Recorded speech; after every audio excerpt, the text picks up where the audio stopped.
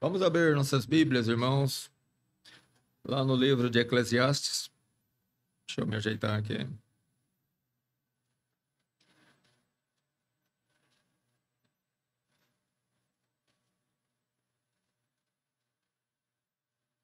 No capítulo 12.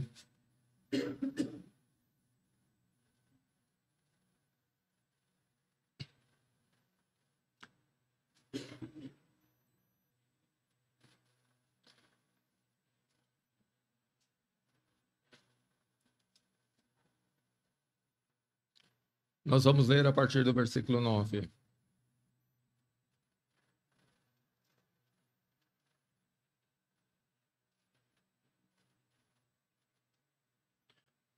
O livro de Eclesiastes,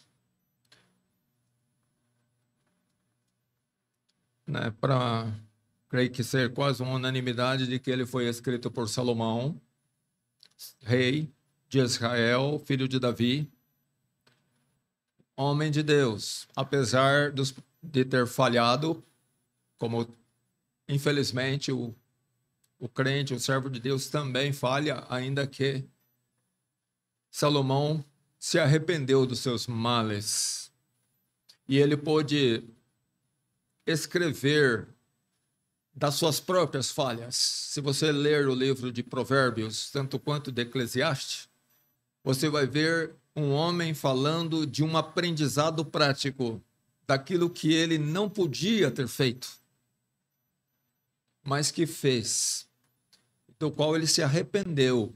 E ele passou isso para que aqueles que lessem os seus escritos pudessem não cair no mesmo erro dele. O erro, ele só tem ele tem duas, pelo menos, finalidades básicas. Ensinar a própria pessoa que errou.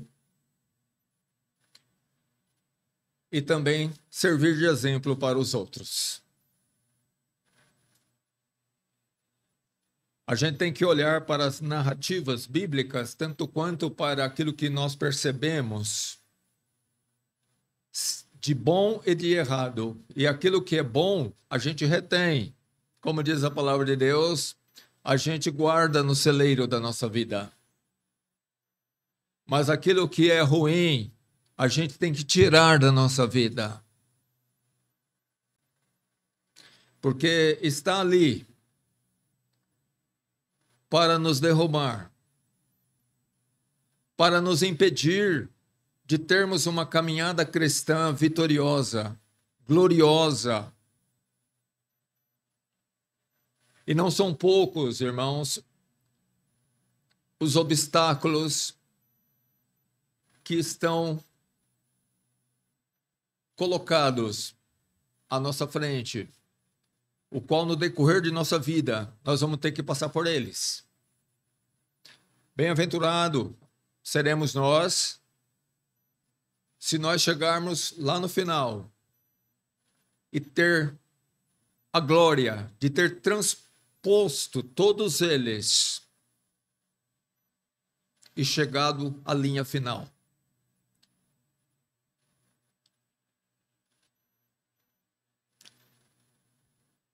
Então, Salomão escreveu esse livro de Eclesiastes. É um livro muito oportuno, irmãos. Eu os recomendo que os irmãos leiam ele.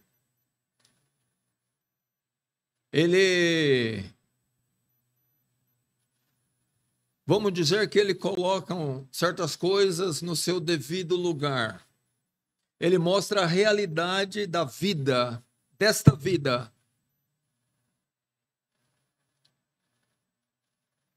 E faz com que a gente a perceba de um ângulo espiritual.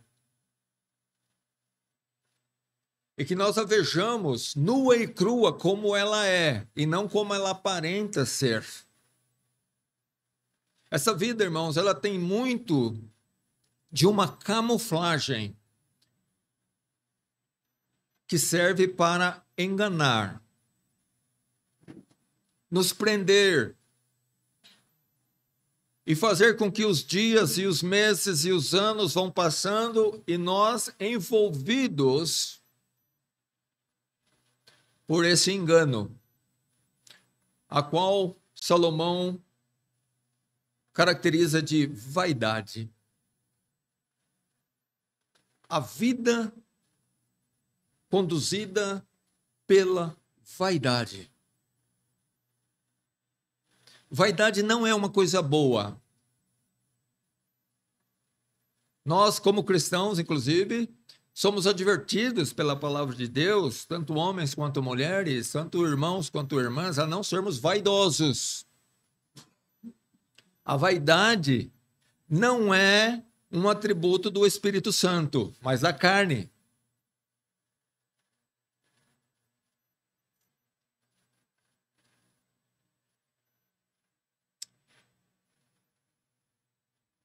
E aqui no versículo capítulo 12, na parte final que nós vamos ler, irmãos, e vamos ler outras passagens, é o final, é o complemento.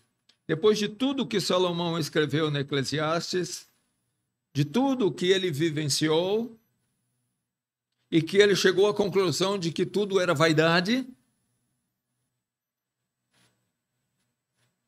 e que não merecia toda aquela consideração que na época ele havia dado, que ele errou, ele deu mais peso do que deveria ter dado.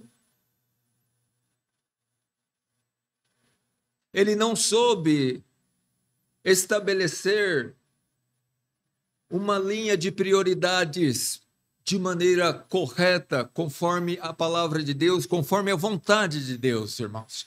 E nós temos que tomar cuidado para que nós também não estejamos caindo nesse mesmo erro. Nós temos que estabelecer o que é prioridade. Dar peso para cada uma das coisas. Valor. Não podemos dar menos, mas também não podemos dar mais do que é devido. Podemos estar indo além.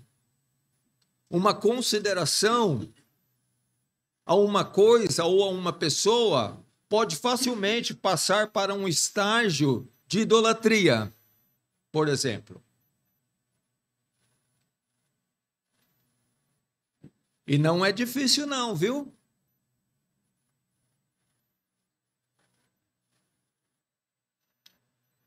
Mas vamos ler aqui o texto. No versículo 9 diz assim: E quanto mais sábio foi o pregador, lembramos que Deus deu sabedoria a Salomão, a pedido dele mesmo.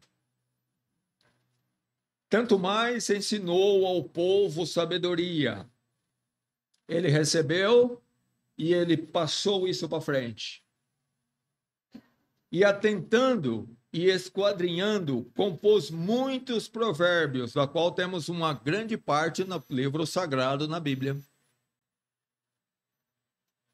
Procurou o pregador achar palavras agradáveis e escreveu-a com retidão, não com falsidade, palavras de verdade, dignas de aceitação. As palavras dos sábios são como aguilhões e como pregos, bem fixados pelos mestres das assembleias, que nos foram dadas pelo único pastor. Pastor, aqui na minha Bíblia está com P maiúsculo. E demais disto, filho meu, atenta, não há limite para fazer muitos livros, e muitos estudo é enfado da carne. Aí vem a parte mais importante. De tudo o que se tem ouvido ou aprendido, o fim é: teme a Deus e guarda os seus mandamentos, porque isto é o dever de todo homem. Porque Deus há de trazer a juízo toda obra, e até tudo o que está encoberto, quer seja bom, quer seja mau. Vamos orar mais uma vez assim mesmo, como estamos. Senhor, nosso Deus e Pai, eis-me aqui, Senhor, colocado aqui para transmitir a Tua palavra, Senhor, com todas as minhas imperfeições, eu me sinto indigno. Mas, ó Pai, a palavra é do Senhor, ela é viva, ela é eficaz, e é o Teu Santo Espírito quem aplica ela nos corações e nas mentes. Eu rogo, Senhor, nos ensina nessa noite, nos fortalece mais e mais essa igreja, para que possamos prosseguir, Senhor, prosseguir em direção a Cristo, sem se desviar. E que assim, Senhor, nós possamos aprender com os muitos ensinos da Tua palavra, desde Gênesis a Apocalipse, que nenhum deles possa ser negligenciado por nós, mas que possamos pesar na nossa vida sempre à luz da Tua palavra. Pesar nossas ações, nossos pensamentos. E que tudo aquilo, Pai, que contradiz a Tua santa e bendita vontade, que sejamos prontos a considerar anátema e deixar expurgar de nossa vida, da vida de nossa família, da vida da nossa igreja. Suplicamos, Senhor, pelo Teu socorro espiritual, sempre presente, Senhor, e queremos que seja assim.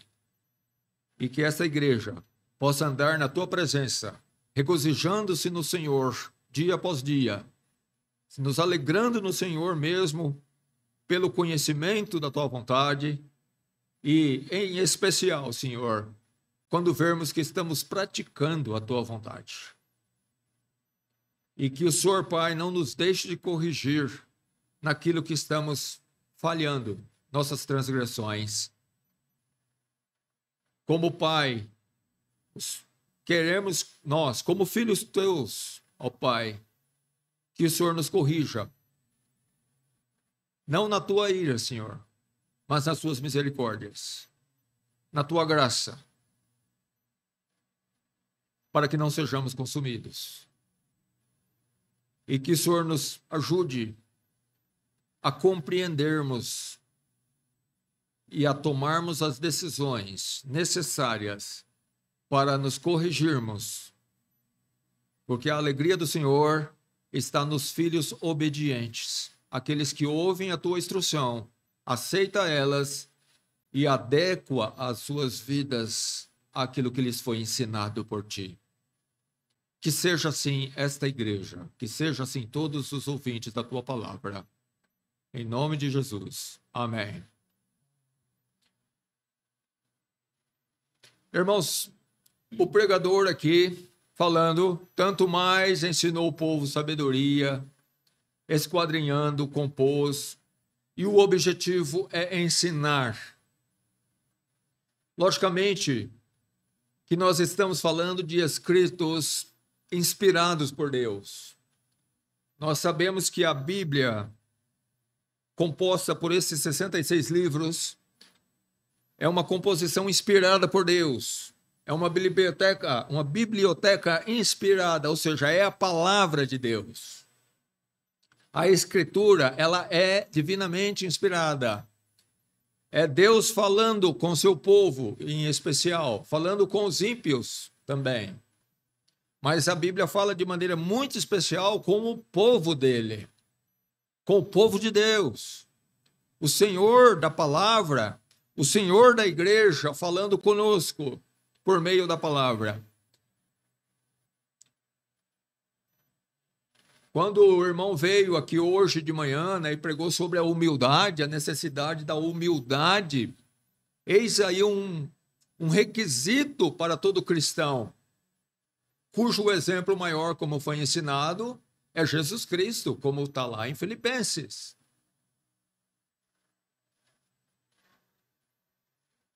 Bem-aventurado quem atentou e quem atenta para o ensino da palavra de Deus e o que ele foi nos passado. A necessidade é conforme o propósito de Deus que todo o seu povo seja humilde. Ora, não é o servo maior do que o seu Senhor. Quem é o nosso Senhor? É Jesus Cristo, aquele mesmo que foi o maior exemplo de humildade. Logo, que arrogância será a minha se eu começar a ostentar, sendo que o meu Senhor não o fez e sendo que ele tinha o direito, porque ele era Deus.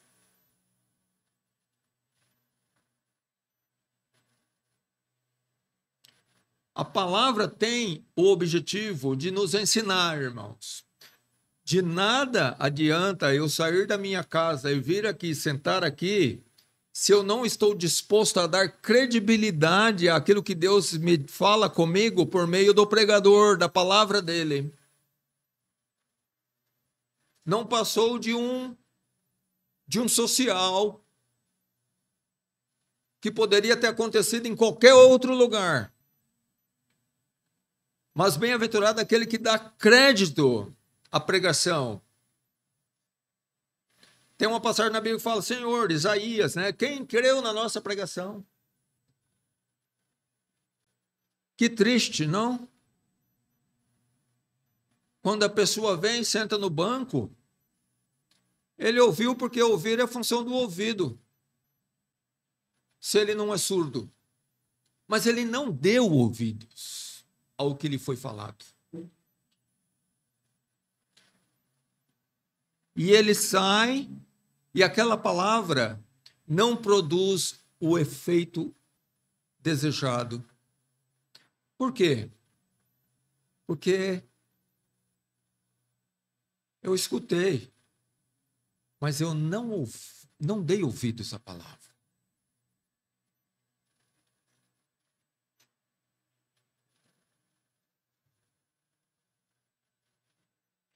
Eu acho interessante Salomão dizer aqui que ele procurou palavras agradáveis. Quer dizer, ele selecionou, ele fez uma seleção. E qual foi o objetivo disso? Né? De ser ouvido. Eram agradáveis, mas palavras de verdade. Ou seja, ele procurou ensinar a verdade. E é isso que nós estamos aqui para fazer, irmãos, essa igreja, falar a verdade.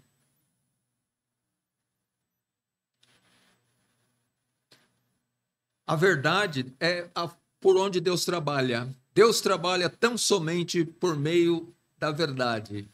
E como João escreveu, João 17:17, a palavra de Deus é a verdade. Por isso que nós não podemos ir além e nem ficar aquém da palavra de Deus.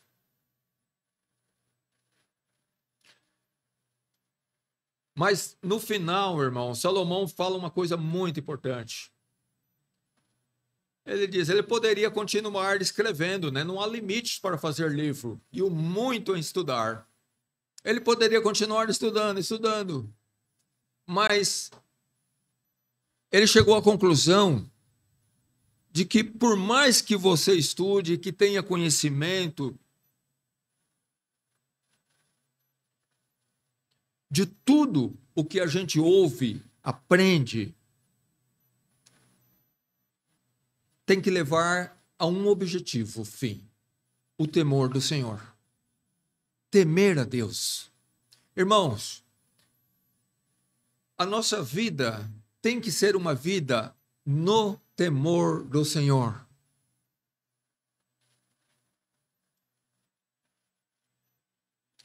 Nós temos que lembrar que Deus é o Todo-Poderoso, que Ele é o juiz de toda a terra, que o bem e o mal está na mão dEle, que a vida e a morte está na mão dEle, que Ele é quem dá e é Ele quem tira, que é Ele quem abre e ninguém fecha, e é Ele quem fecha e ninguém abre. Que é Ele que vai trazer a juízo todos os homens. E que tudo que nós fizemos nessa vida vai ser trazido a juízo perante Jesus Cristo. Não vamos temer a esse Deus. Você crê que a palavra de Deus é a verdade? Eu creio. Você também deve crer. Se você não crê, não é um cristão. Mas eu estou pregando a cristãos. Então nós sabemos que tudo que ele fala é verdadeiro.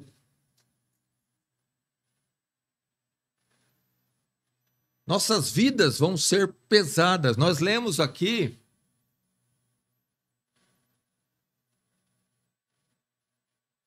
teme a Deus e guarda os seus mandamentos, porque isso é o dever de todo homem.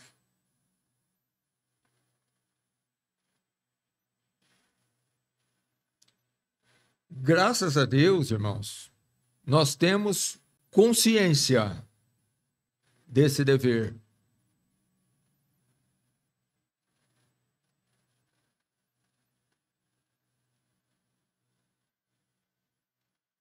O temor do Senhor é o princípio da sabedoria, e o conhecimento do santo, a prudência. Provérbios 9:10. Irmãos, considerar a palavra de Deus, considerar o Senhor em todo o âmbito da nossa vida, isso é ser uma pessoa sábia. A sabedoria, segundo o mundo, é loucura para Deus, porque desconsidera a pessoa de Deus, a palavra de Deus, completamente. Mas quem é o sábio? Você quer ser uma pessoa sábia verdadeiramente? Tema ao Senhor em tudo, em todas as coisas, em todo o âmbito da sua vida. Não deixe o Senhor de fora de nenhum aspecto dela. Considere-o em todos os seus caminhos. E você vai ser uma pessoa muito sábia, pode ter certeza. Porque temer a Deus é o dever de todo homem, sabendo que Deus vai trazer a juízo todos os homens. E ele vai perguntar: por que você não me temeu? Por que você não considerou a minha palavra? Qual é o resultado, irmãos, de não considerarmos a palavra de Deus? Nós temos os exemplos e muitas vezes em nossa própria vida, irmãos. É um prejuízo. Desconsiderar o Senhor, não temer o Senhor, é um passo para o pecado e para a queda. O pecado está ali, jazendo à porta, como Deus disse a Caim. O pecado jaz à porta da nossa vida. E o temor do Senhor é quem vai mantê-lo do lado de fora. Mas tire o temor de Deus da sua vida, irmãos, e você arreganhou a porta dela para o pecado entrar. O temor do Senhor, sim, é sabedoria. A prática da nossa vida sobre a luz da palavra de Deus, sim, é sabedoria.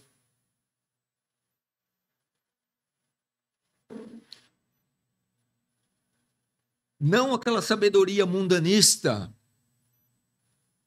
que desconsidera a verdade, que desconsidera a honestidade, que desconsidera o que é justo.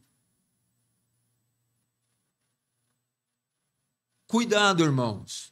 Nós não podemos tratar absolutamente nada do que envolve a nossa vida desconsiderando os princípios da palavra de Deus.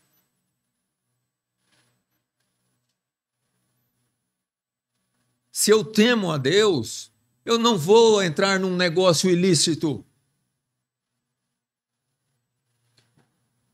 Porque eu sei que Deus vai me trazer a juízo por conta daquilo. Eu não vou me portar desonestamente, porque eu sei que Deus vai me trazer a juízo por conta da minha desonestidade. Eu vou ser uma pessoa da verdade, porque eu sei que a mentira não é de Deus. E eu o temo. E bem-aventurado sou eu se verdadeiramente eu o temo. Ai de mim se eu deixar o temor do Senhor.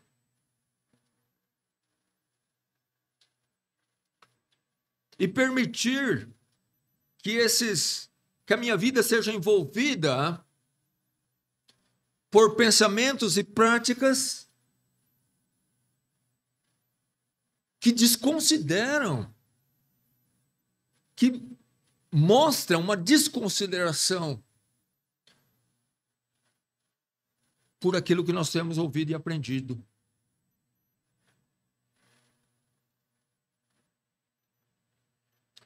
O temor do Senhor é o princípio do conhecimento.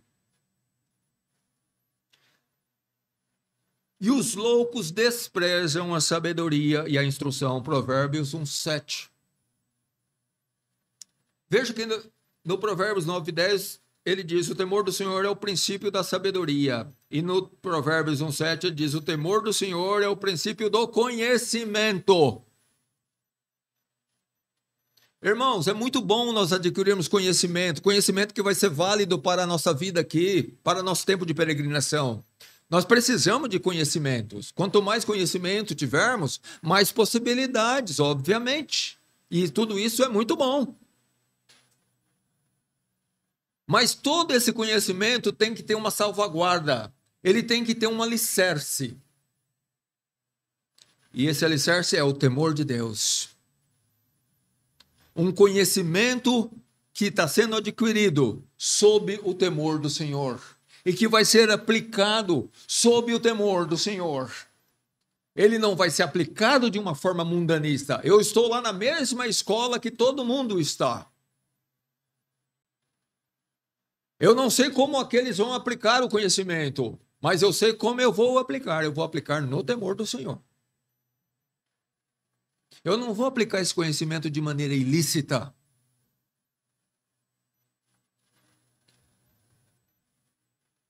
Mas de maneira santa e justa.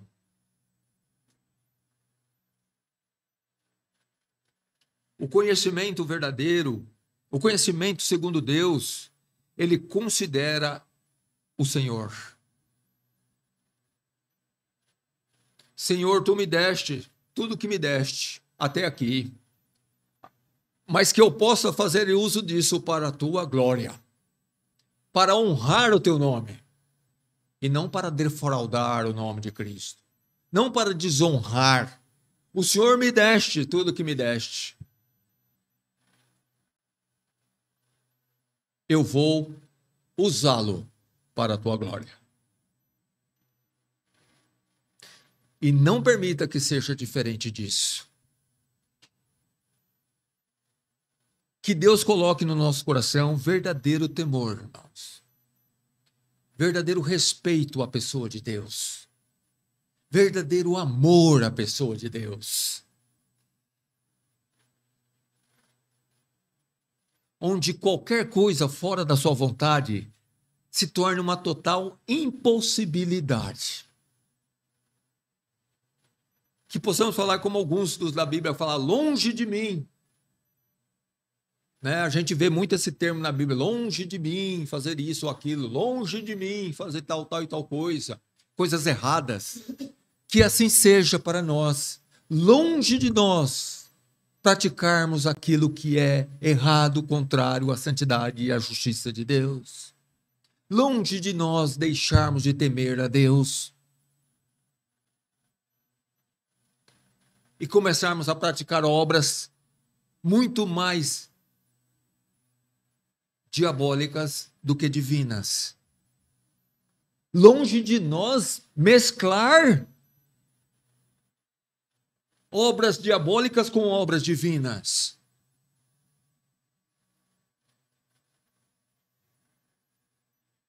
Que seja tudo conforme a vontade de Deus.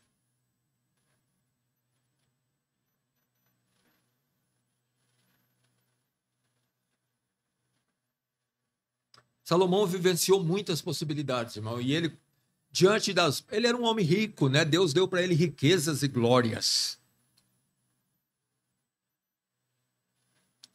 E ele errou drasticamente. No final da sua vida, especialmente. Não foi a vida inteira. Mas sabe, irmãos, a gente olha para a palavra de Deus e você começa a perceber que existe a sabedoria tanto no bem quanto no mal.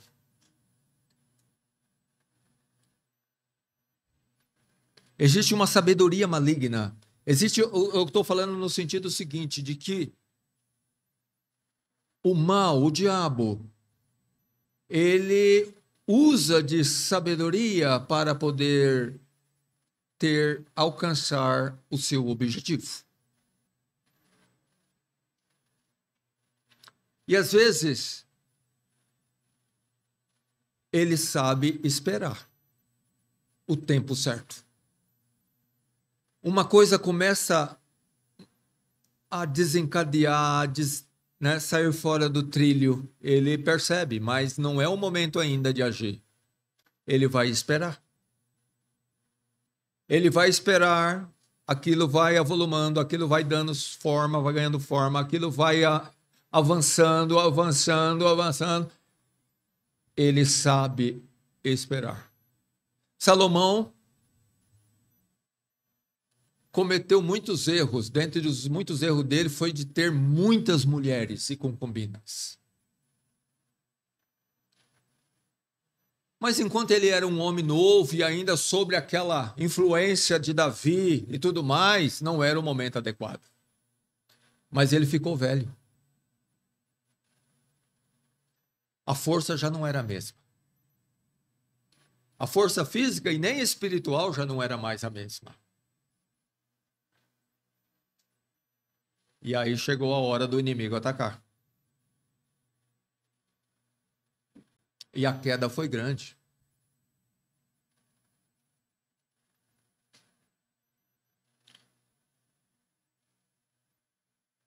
Por isso que ele disse: vaidade de vaidades, diz o pregador.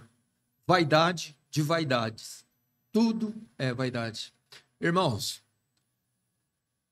a palavra de Deus é bem clara que nada nós trouxemos para esse mundo e nada nós vamos levar dele. O que é daqui, vai ficar aqui. Como diz Jó, nu saí do ventre da minha mãe, e nu eu vou voltar.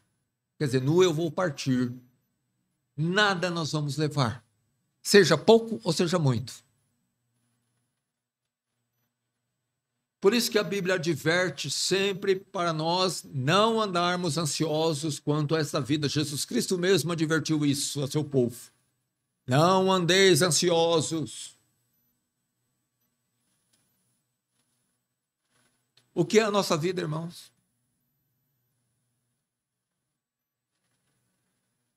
Eu fico olhando, e às vezes eu começo a pensar, né?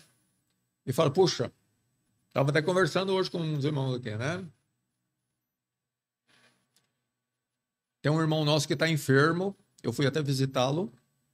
E depois eu fiquei conversando com ele. Falei, nossa, parece que era ontem que nós estávamos jogando bola no campinho de terra, hein?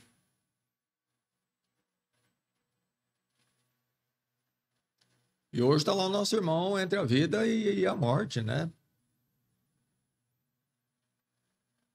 A nossa vida, irmãos, hoje você está gozando de uma boa saúde, é novo, mas considere o que a palavra de Deus diz.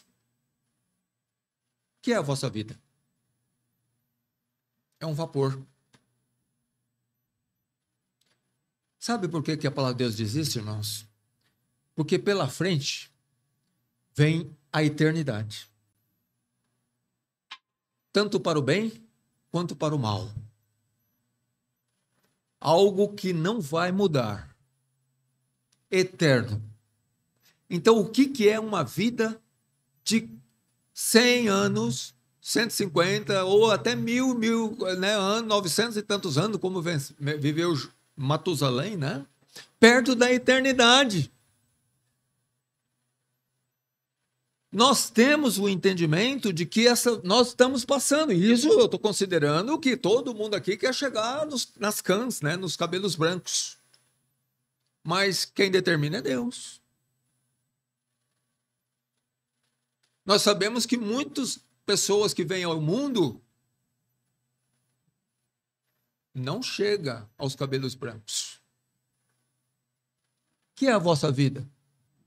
Que domínio nós temos sobre nossa vida? Nenhum.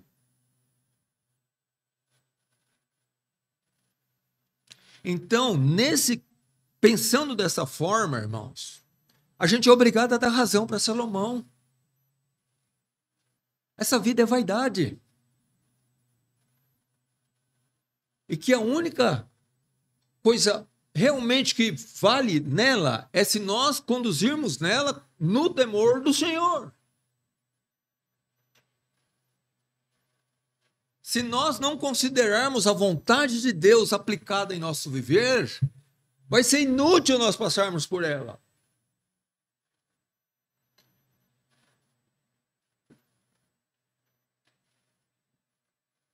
É o que disse Tiago. Ele diz: ei, agora vós que dizeis, hoje ou amanhã iremos a tal cidade e lá passaremos um ano, e contrataremos e ganharemos. Digo-vos que não sabeis o que acontecerá amanhã. Porque o que é a vossa vida? É um vapor que aparece por um pouco e logo se desvanece. O caráter passageiro dela. Em lugar do que devíamos dizer, se o Senhor quiser e se vivermos, faremos isto ou aquilo. Mas agora vos gloriais em vossas presunções. Toda glória tal como esta é maligna.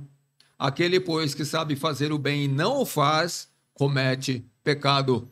Irmãos, nós sabemos o que é o bem. Porque nós temos a instrução da palavra de Deus. Não é lícito para um cristão ser presunçoso quanto a esta vida, meu irmão. Jesus falou: basta cada dia o seu mal. O dia de amanhã cuidará de si mesmo. Que história é essa de nós ficarmos presumindo?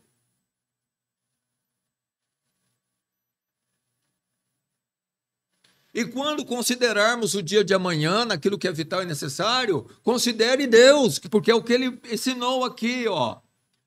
Se o Senhor quiser e vivermos.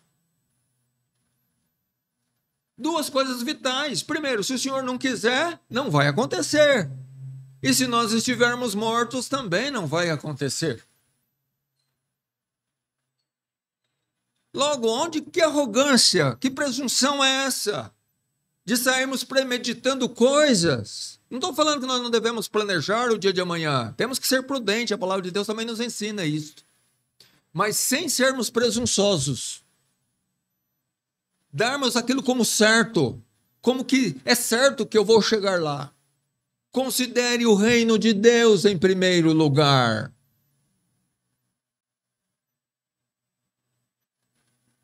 Consideremos o temor do Senhor primariamente. Primeiro, Senhor, o Senhor quer mesmo que eu faça isso? É da sua vontade que eu faça? Irmãos, eu vou dizer, não é só as coisas ruins que nós devemos perguntar. Bom, as ruins nem devemos perguntar para Deus, né? Porque nós já sabemos que Ele não vai concordar. Mas mesmo as coisas boas, nós devemos levar a Deus.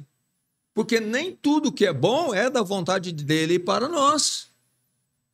Uma mudança, por exemplo, de lugar, ir daqui para não sei aonde, um outro estado, um outro país. Será que é da vontade de Deus? Pergunte. Lance a ele em oração.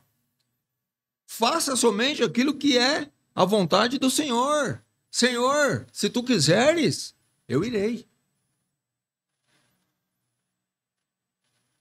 E aquele lugar a qual eu não quero ir, mas se for da sua vontade, eu irei.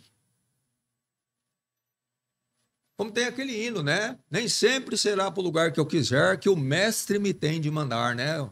Mais voltado para um missionário, né? Uma pessoa que se coloca ao serviço do Senhor para ministrar a sua palavra. Nem sempre vai ser o lugar que ele gostaria, mas é lá que Deus o quer. Ele fala, eu vou. Isso é temor. Isso é obediência. Isso é submissão a Deus incondicional. É assim que Deus nos quer, irmãos. Não nós colocando regras. A regra quem coloca é Deus. Nós nos sujeitamos a elas. Nós não somos legisladores perante Deus. Nós somos cumpridores daquilo que Deus legisla. Ou já legislou. Nossa. Nós somos isso, cumpridores.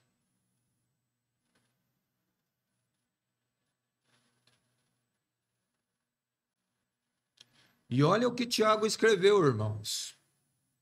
Se nós sabemos que não devemos portar dessa maneira como ele falou, eu li lá em Tiago, no capítulo 4, versículo 13 a 17, tá? Se depois vocês quiserem confirmar lá. Se nós sabemos que não pode ser assim, mas negligenciarmos esse ensino da palavra de Deus, nós vamos nos achar pecadores nesse ponto. Porque Deus não quer que nós o façamos. Aquele que sabe o bem que deve, aquele, pois, que sabe fazer o bem e não o faz, comete pecado. Fazer o bem aqui é fazer a vontade de Deus. É agir conforme a instrução da palavra de Deus. Irmão, se nós tememos a Deus, aquele que teme a Deus pratica a palavra de Deus. É duas coisas. Aliás, eu vou dizer que é três. Aquele que teme a Deus pratica a palavra de Deus, a vontade de Deus. Aquele que ama a Deus pratica a palavra de Deus. E aquele que crê em Deus pratica a palavra de Deus. Eu não vou praticar se eu não creio. Eu não vou confiar. E se eu não confio, eu não vou fazer. Se eu não amo, eu também não vou fazer. Se eu não temo a Deus, eu também não vou fazer.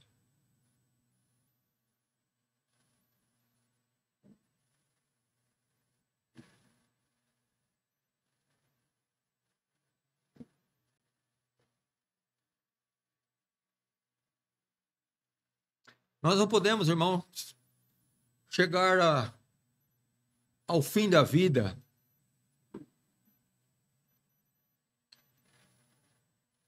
e naquela condição de Salomão.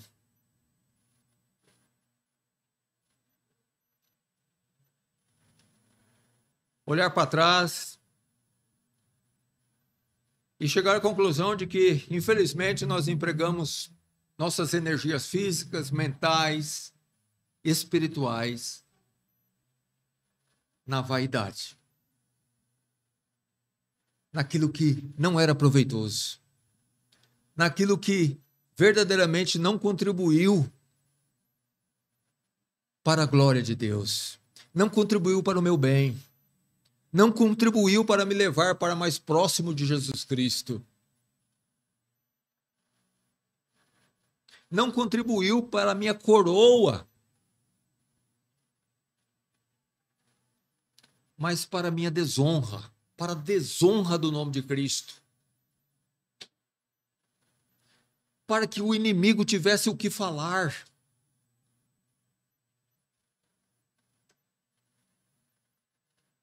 Me chama a atenção, irmãos, o pecado de Davi, quando ele cometeu lá, né, da qual ele se arrependeu e nunca mais voltou a pecar daquela forma. É importante que se diga, porque ele era um cristão verdadeiro. E cristão verdadeiro se arrepende e não pratica mais. Eu digo, quando Davi foi chamado a atenção por Natã, ele reconheceu que ele havia pecado contra Deus. Pesou o coração dele. Pesou, mas pesou. Eu comparo Davi com aquele mesmo choro de Pedro quando ele negou Jesus, que Paulo diz que ele chorou amargamente. Isso é arrependimento.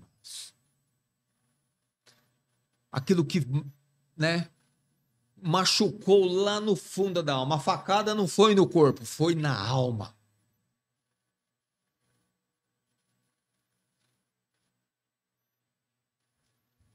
Mas Natã diz para ele: Deus perdoou o seu pecado, não morrerás, porque o pecado de Davi era digno de morte, conforme a lei. Mas Deus o perdoou.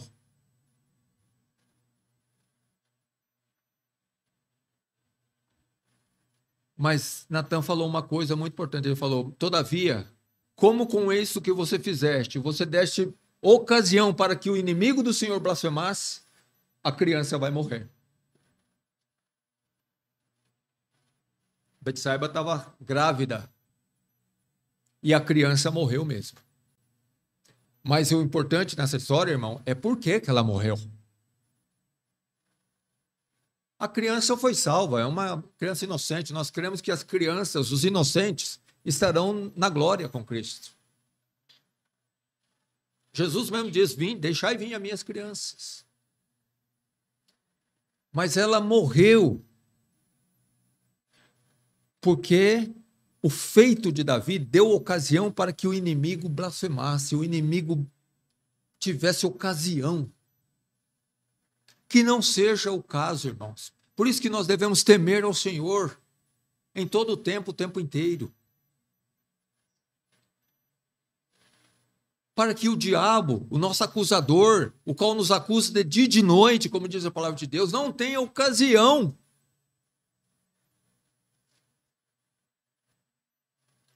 Nós queremos ser como quem? Como aquele a quem o diabo está constantemente nos acusando perante Deus? Ou como Jó? Ou como Daniel? Do qual não se achava acusação.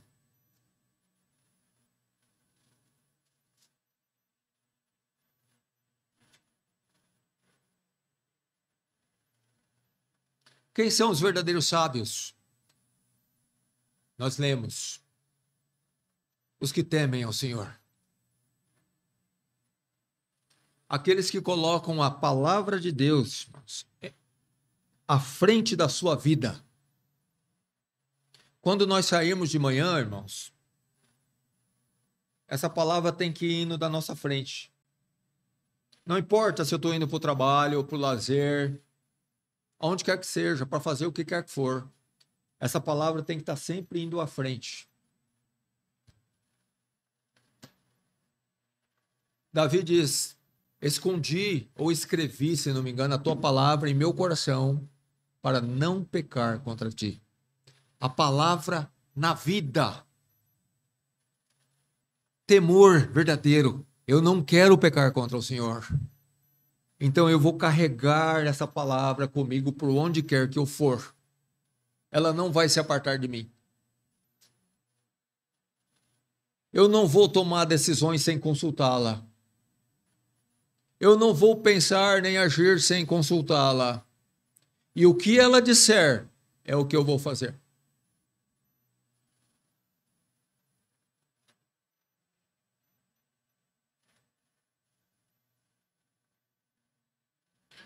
Os que temem a Deus têm a palavra de Deus como testeiras da sua vida. Esse escritor de Eclesiastes, ele colocou lá no capítulo 3, versículo 5, porque da muita ocupação vêm os sonhos. Depois ele considera mais algumas coisas. Irmão, eu pergunto, o que nós temos sonhado? Todo mundo sonha, né? Vira e mexe, a gente sonha, né? Às vezes é pesadelo, né? Ele fala que da muita ocupação vem os sonhos. Eu pergunto se a gente tem sonhado pregando o evangelho, se a gente tem sonhado com a volta de Cristo, se nós temos sonhado com a igreja sendo edificada.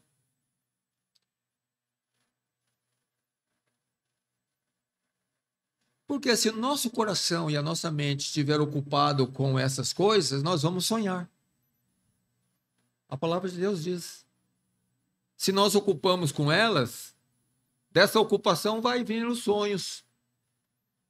Então é interessante saber no que tem consistido nossos sonhos.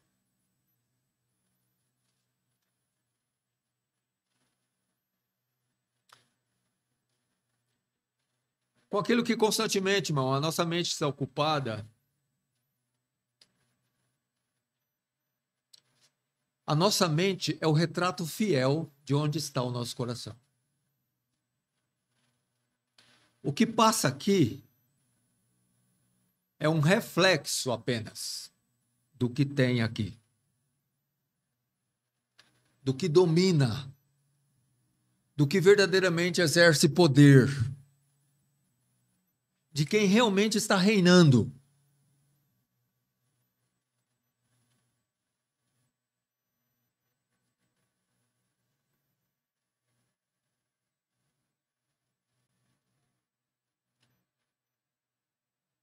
Veja só, lá em João, abra lá, capítulo 4, versículo 31 a 35. Aqui está os discípulos de Jesus Cristo com ele. No versículo 31, ele diz assim: entretanto, os seus discípulos, os apóstolos, né, os discípulos, lhe rogaram, dizendo: Rabi, come. Ele, porém, lhes disse: uma comida tenho para comer, que vós não conheceis. Então os discípulos diziam uns aos outros: trouxe-lhe porventura alguém algo de comer? Jesus lhe disse: a minha comida é fazer a vontade daquele que me enviou e realizar a sua obra. Não dizeis vós que ainda há 4 meses até que venha a ceifa? Eis que eu vos digo: levantai os vossos olhos e vede as terras, que já estão brancas para a ceifa. Irmãos, a palavra de Deus, a vontade de Deus, Jesus Cristo estava aqui não para comer e beber, mas para fazer a vontade do Pai. O primário, o por mais importante, a razão da existência de Jesus Cristo aqui na terra era a vontade do Pai. Os discípulos, não que os discípulos tivessem errado, eles estavam vendo que Jesus já estava tempo sem comer, comida mesmo, se alimentar. E eles estavam preocupados com Jesus, porque Jesus não comia.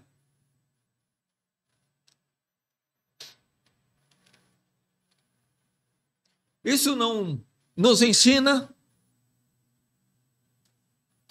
Irmãos, quanto nossa preocupação é com a comida, com a bebida, ou seja, com necessidades dessa vida. Nosso coração envolvido com aquilo que deveria ser segundo plano e não primário. Lembre-se, o reino de Deus é primário. As outras coisas não. A vontade de Deus é primária. As outras coisas podem esperar.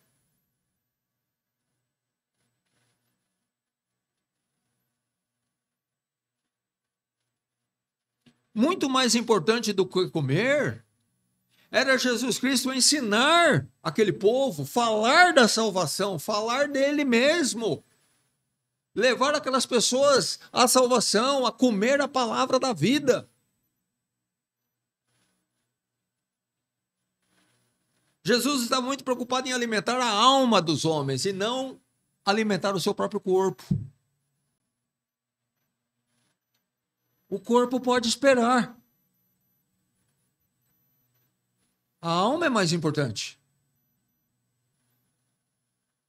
Irmãos, cuidado para a gente não entrar nessa ideologia, essa filosofia mundanista e começarmos a nos preocupar muito com o nosso corpo.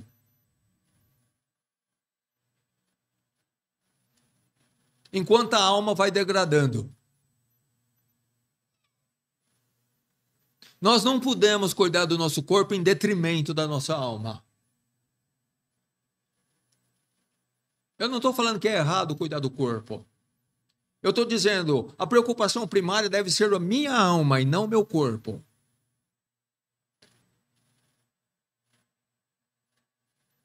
Se eu estou muito bem espiritualmente, eu vou cuidar também do meu corpo. Mas se ambos estão doentes, então primeiro cuide da sua alma, depois você vai virar para o seu corpo.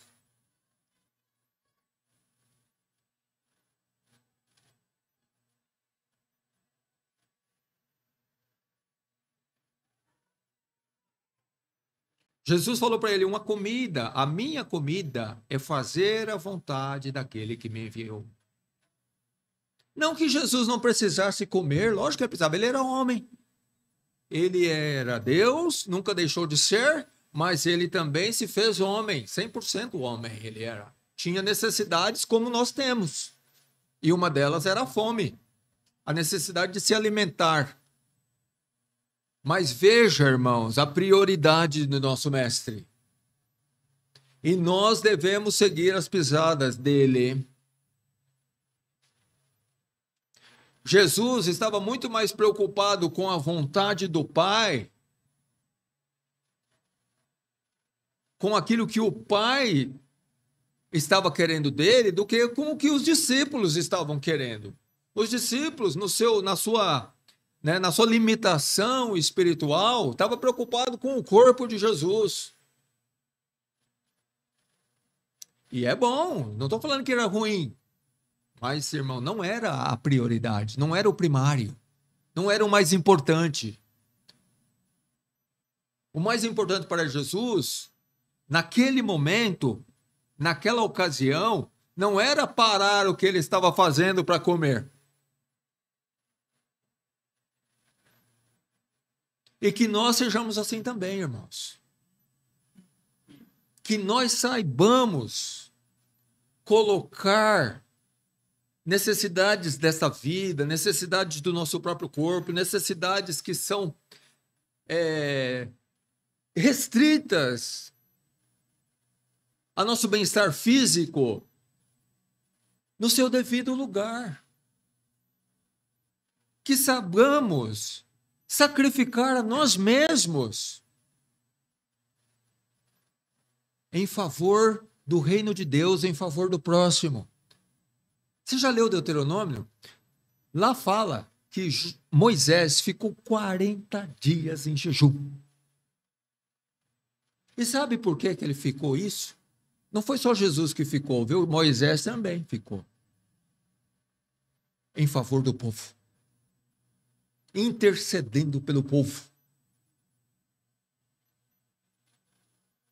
Porque o povo havia pecado grandemente contra Deus.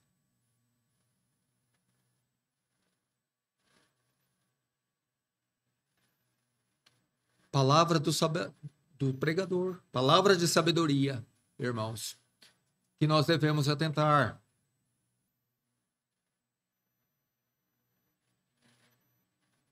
Paulo tinha uma expectação, o apóstolo,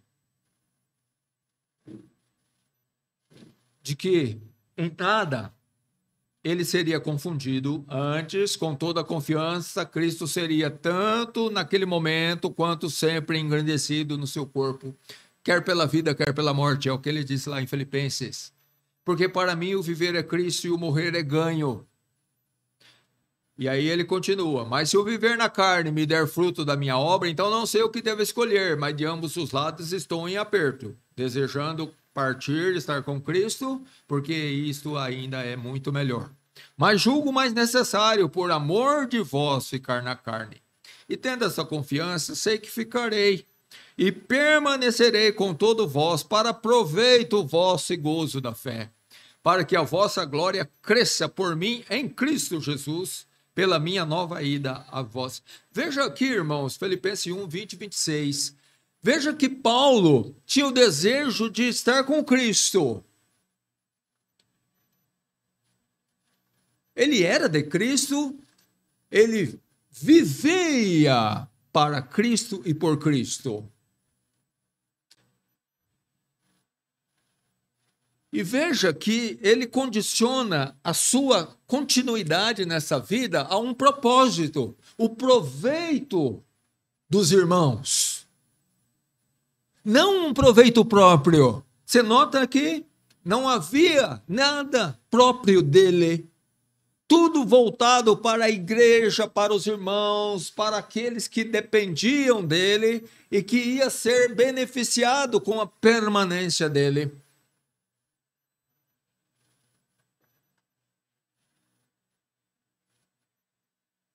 Na pregação de manhã hoje foi mencionado que dentro das características da humildade está essa de você considerar o outro superior, considerar o outro mais do que a si mesmo.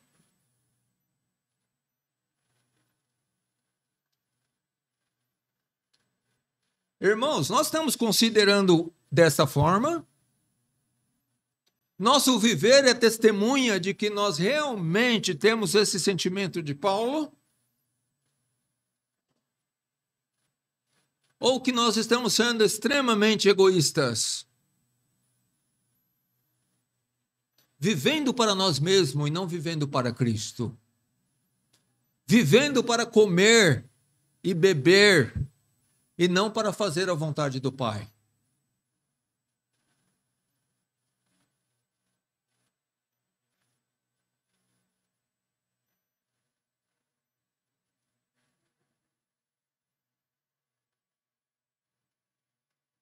Consideremos, irmãos,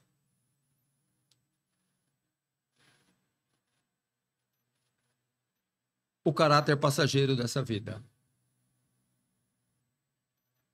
Salomão, no capítulo 12 mesmo de Eclesiastes, ele fala: lembra-te do teu Criador nos dias da tua mocidade, antes que venha os maus dias em que venhas a dizer, não tenho neles contentamento.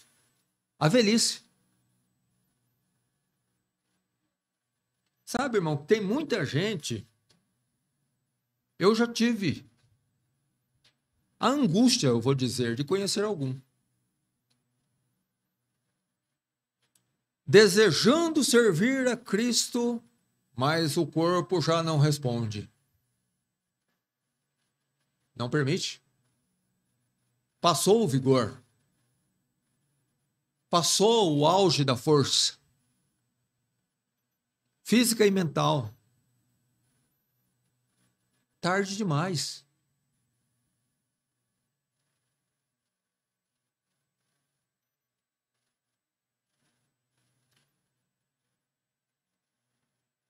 O homem é como a erva. A glória do homem é como a flor da erva. Não. Não deixe que essa glória, irmão, humana, nos impeça na nossa carreira cristã.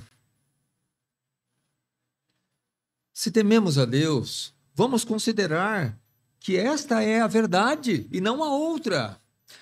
E que qualquer coisa fora disso, qualquer pensamento fora desse contexto da qual a Bíblia está me ensinando, nos ensinando, não é de Deus, mas do maligno, que quer me tirar dessa realidade única para me levar para um mundo de ilusão e de mentira e de engano e me prender lá até que eu chegue na velhice. Aí vai cair a ficha, mas é tarde. A vida passou. E a vida foi uma vaidade. Vivida na vaidade. Empregada naquilo que não é pão.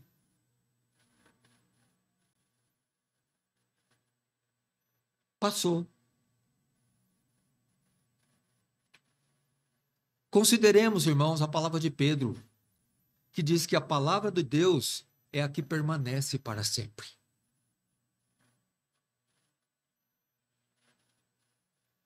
Nós temos que atentar para aquilo que é o ensino que permanece para sempre.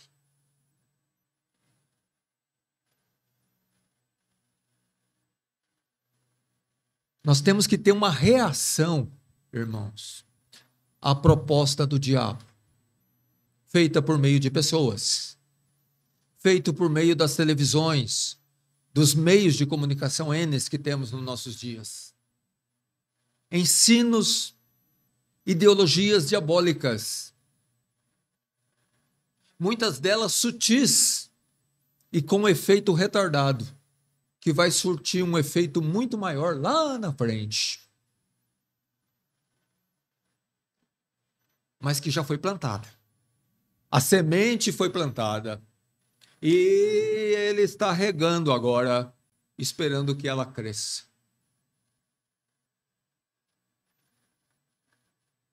Nós temos que tomar cuidado, irmãos. Muito cuidado. Não é à toa que a palavra de Deus adverte que aquele que está de pé tome cuidado que não caia. Ninguém, nenhum homem é isento de cair em pecado, de cair no engano diabólico. Satanás é poderoso, irmãos. Deus o tem na mão. Ele não faz absolutamente nada que não seja por permissão de Deus ou por vontade positiva de Deus.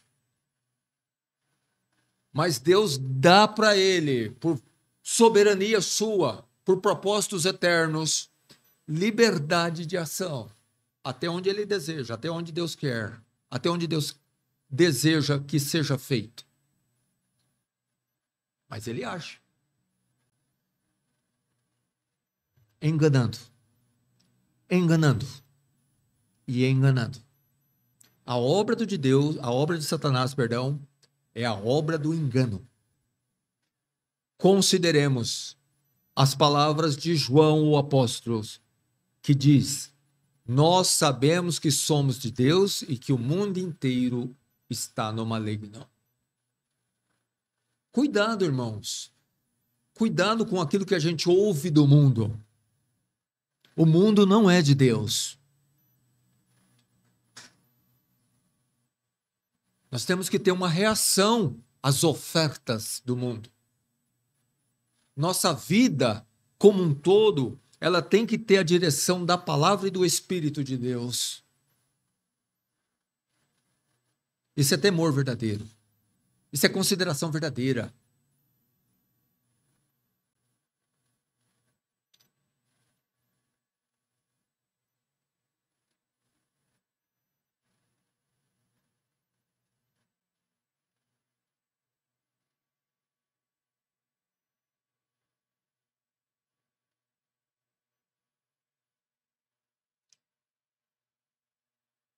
E eu quero falar que pode ser que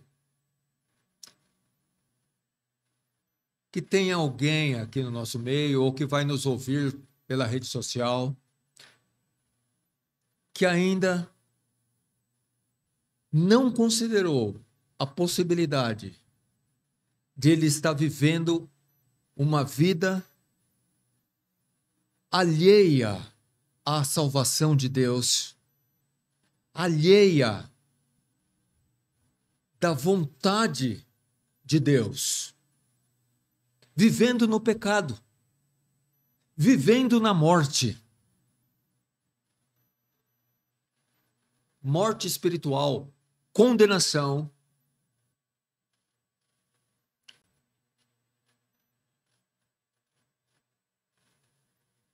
A Bíblia diz que aos homens está ordenado morrer uma vez.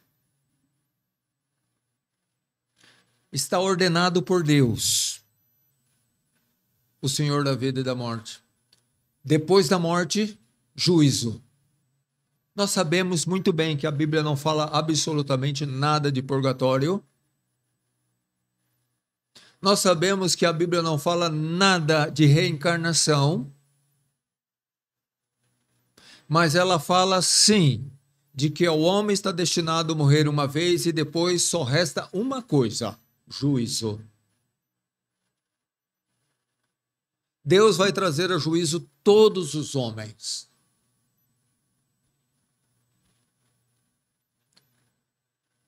Você está vivendo no temor de Deus?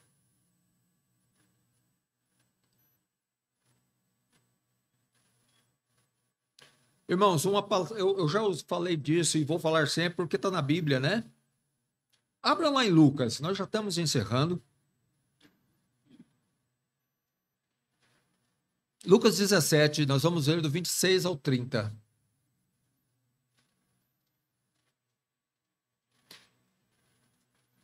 Diz assim: e como aconteceu nos dias de Noé, Jesus falando com os seus discípulos, e como aconteceu nos dias de Noé, assim será também nos dias do Filho do Homem. Comiam, bebiam, casavam e davam-se em casamento, até o dia em que Noé entrou na arca e veio o dilúvio e consumiu a todos. Como também da mesma maneira aconteceu nos dias de Ló. Comiam, bebiam, compravam, vendiam, plantavam e edificavam. Mas no dia que Ló saiu de Sodoma, choveu do céu fogo e enxofre, e os consumiu a todos. Assim será no dia em que o Filho do Homem se há de manifestar. O que chama atenção nessa passagem, irmãos? Na verdade, o que me chamou a atenção nessa passagem me veio por uma pregação que eu ouvi. E eu fui obrigado a atinar, porque nós sabíamos que havia muito pecado na época de Noé. E havia muito pecado em Sodoma e Gomorra. Um povo leviano, libertino, lascivo. Havia muito erro moral nesses lugares. Mas você já notou que Jesus não menciona eles? Alguém pode dizer, mas que mal tem em comer e beber? Não é a necessidade? Que mal tem em casar? Não é da vontade de Deus que os homens se casem?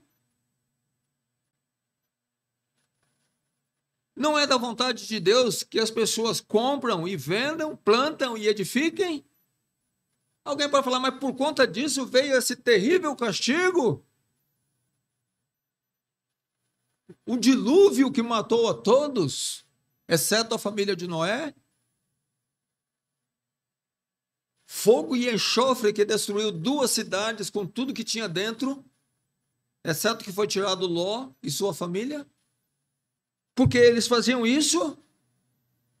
Não.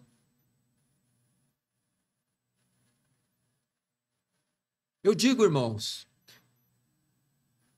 que Jesus está mostrando aqui que havia um caráter mundanista naqueles homens. Eles eram envolvidos pela carne do pecado, pelo mundo.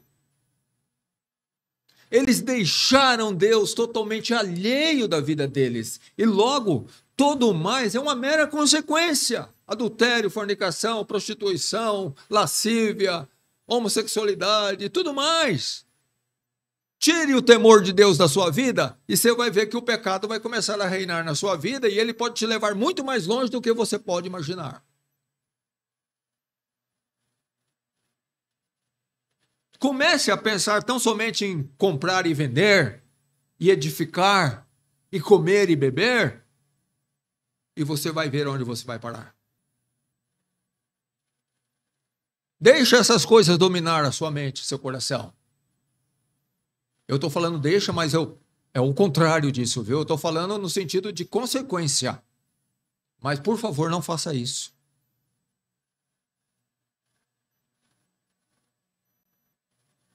Não podemos, irmão, ter um viver mundanista, regido por um caráter mundanista. A palavra de Deus está sempre tentando nos tirar, sempre tentando tirar o homem, tirar ele deste mundo. Nós temos que ter nossa mente, nosso coração plantado no céu, arrancado pela raiz desse mundo, arrancado, sem deixar nenhuma raizinha sequer, para que não brote, desraigar completamente e plantar por inteiro no reino de Deus.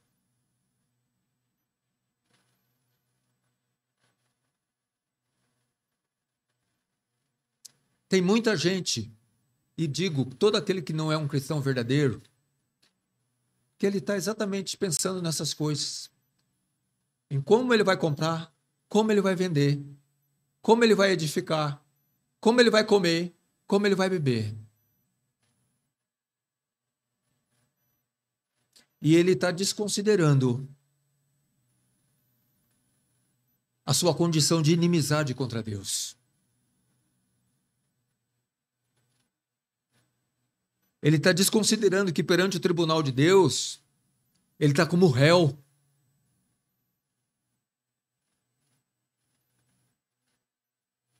Ele está vivendo como inocente, mas na verdade, ele é culpado. Ele está vivendo como se não devesse nada a Deus, quando na verdade ele é devedor e não pode pagar.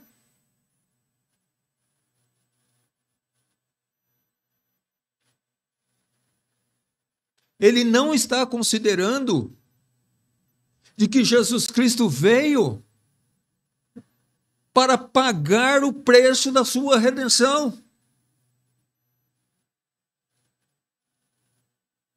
De que Jesus Cristo não deixou a sua glória e viveu como homem, se humilhou a si mesmo, como lemos hoje de manhã, pelo irmão, em vão, sem motivo, sem razão. Irmãos, amigo, Cristo fez isso, porque se ele não tivesse feito, nós todos seríamos lançados no inferno. Justo, com razão, nós diríamos amém, Senhor. O Senhor tem todo o direito de nos lançar lá. Porque nós somos pecadores. E não adianta a pessoa falar que não, viu? Porque Deus vai mostrar para você todos os seus pecados. Todos, todos, todos. Veja lá em Apocalipse. No dia do juízo final, abriu-se o livro da vida e abriu-se os livros. E os mortos foram julgados pelas coisas que estavam escritas nos livros. Registro.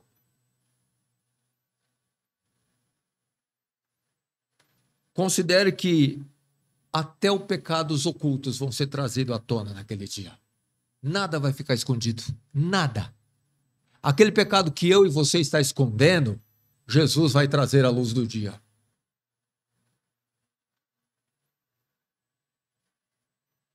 E seremos julgados por Deus.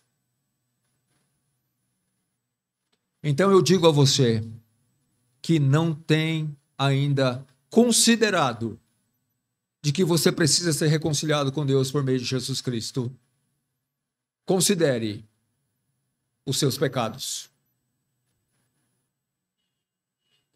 Lembre-se, Adão foi lançado fora do Éden e foi morto espiritualmente. Foi considerado inimigo de Deus, foi considerado digno da perdição por um só pecado. Adão teve um ato de desobediência. Esse ato de desobediência quebrou completamente a relação dele com Deus. Ele foi expulso do Éden. Expulso da presença de Deus.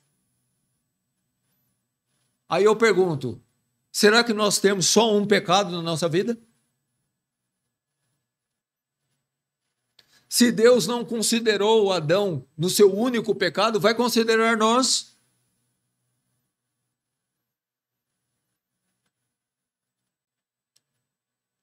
Ele vai considerar sim, se nós confessarmos os nossos pecados e crermos em Jesus Cristo de todo o coração.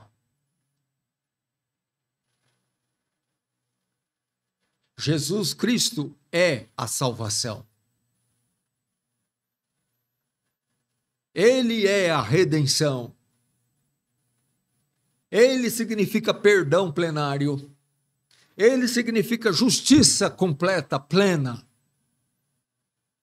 Tudo está nele, é por ele, para ele. Creia nele e está tudo selado. E o fruto do verdadeira crença em Jesus, de uma verdadeira crença em Jesus Cristo, é que a pessoa vai passar a considerar o ensino da palavra de Deus, vai andar no temor de Deus. Ele vai andar em sabedoria verdadeira. Porque ele já não vai mais viver para si mesmo. Ele vai viver por aquele Jesus Cristo que por ele morreu para pagar o preço. E ressuscitou para que ele fosse justificado.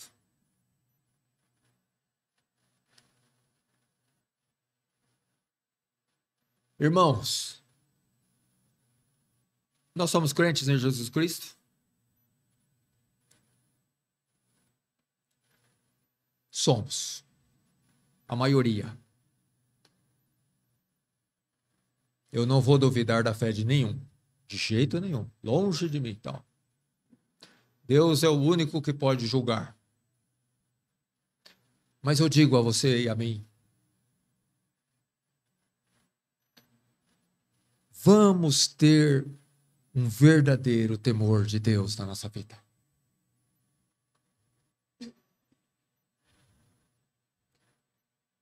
Que o pecado seja ele acidental e não premeditado. E que quando nós pecarmos, que assim como Pedro, nós possamos chorar amargamente. Mas ao mesmo tempo, nós ter aquela certeza de que, confessando o nosso pecado, nós seremos perdoados completamente. O peso do nosso amargor, irmão, do pecado, não deve ser maior do que a nossa fé de que Deus nos perdoa completamente. Tem muito cristão que parece duvidar do perdão de Deus. E fica carregando o fardo. Você já não confessou? Você não crê que Jesus Cristo já levou sobre si aquele pecado? Ele levou, meu irmão.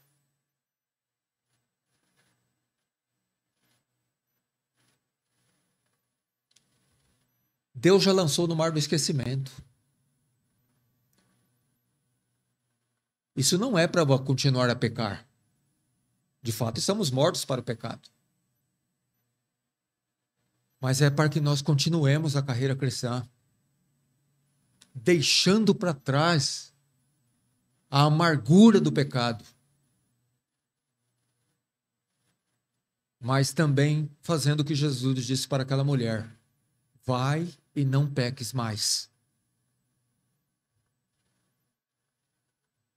Não adianta, irmão, a gente deixar um pecado para trás e pegar o outro ali na frente. E depois a gente deixa aquele e pega o outro. E depois a gente deixa aquele e pega o outro. Não e não.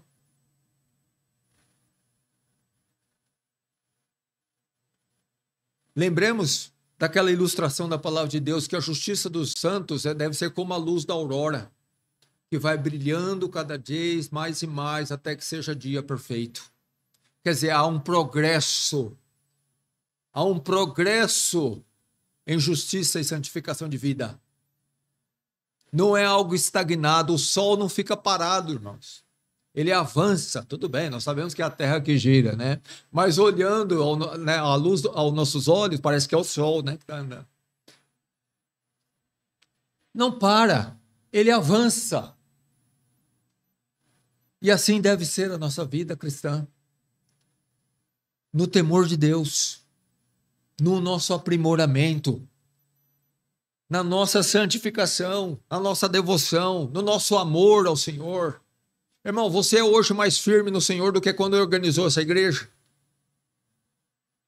Você cresceu em graça de Deus, em amor a Deus, em amor à igreja, do que quando nós organizamos o culto, esse trabalho.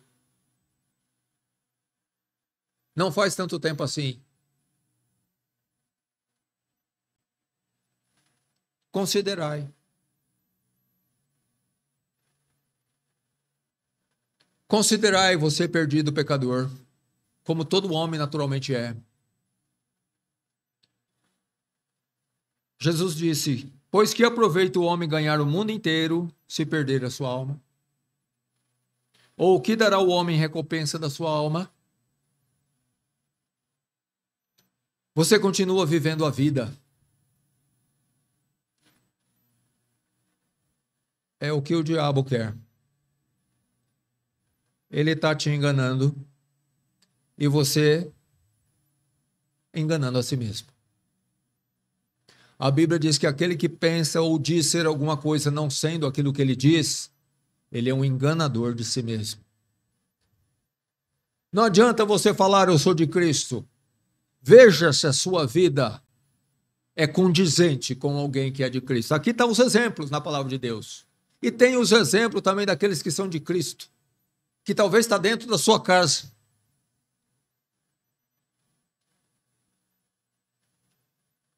Veja se você se encaixa. Dizer é uma coisa, ser é o que importa.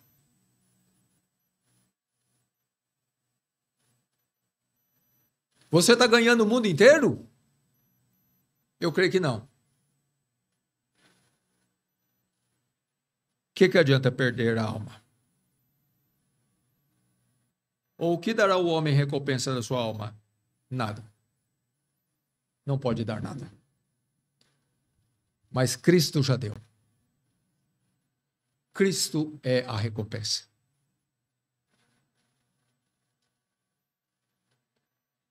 Que Deus nos abençoe, irmãos, e que nós possamos verdadeiramente temer a Deus. Obediente, crendo e observando a palavra de Deus em todos os seus mandamentos. E não vamos andar na vaidade. A sabedoria verdadeira está aqui, ó, na palavra de Deus. Amém?